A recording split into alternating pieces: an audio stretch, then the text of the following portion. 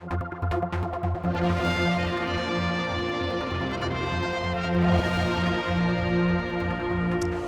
at the Lexicon Bookshop for the launch of a brand new book by Christopher Lewin, who's here with me. And it's, besides, I think, the intro, it's all in Manx. It's research that you've been doing over some considerable period of time, I hear. Yes, that's right. It's mainly texts from the 19th century in Manx. Newspaper articles is the first half, and then stories by Ned Beghom Roy, who was a Manx fisherman that lived in Craignish.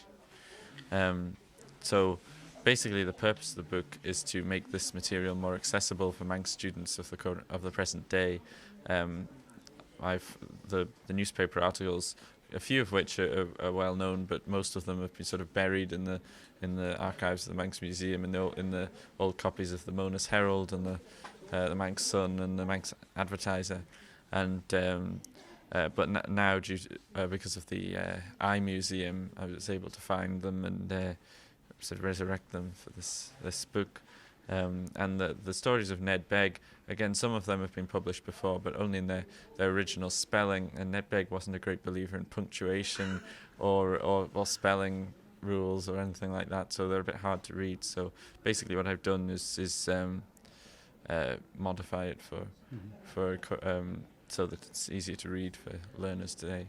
How much has Manx evolved then? I mean, have all the words remained the same, or has there been a drift over that period?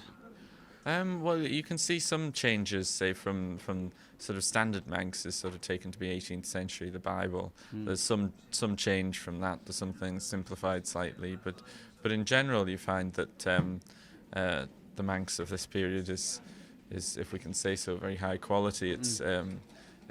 It's still obvious that when these people were growing up, their language was a living language that was fully vigorous and full of idiom and hadn't started to go downhill, if you like. Now, you've got a big passion for doing this, I guess, and hopefully this is going to bring Manx to a whole new generation.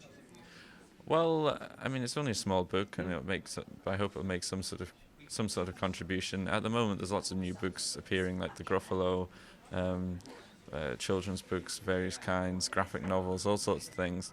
But I think at the same time as having all that, it's important to look at the sort of traditional Manx that we have, so we have a foundation to base modern Manx on.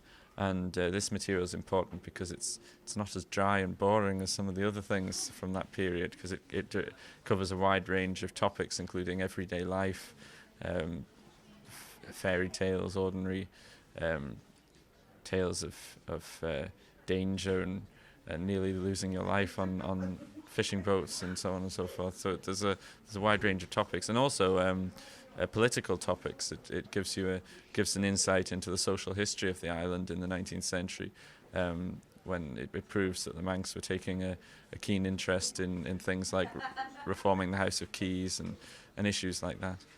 Well, finally, obviously you got the signing here today, but where else will the book be available? I think it'll be available from Adrian, from Culture Van, and from a variety of bookshops on the island. Okay. And talk about Adrian, we'll be having a Manx language version, doing another interview with you in the Manx language as well. So if you want to follow that, it'll also be here on IoM TV.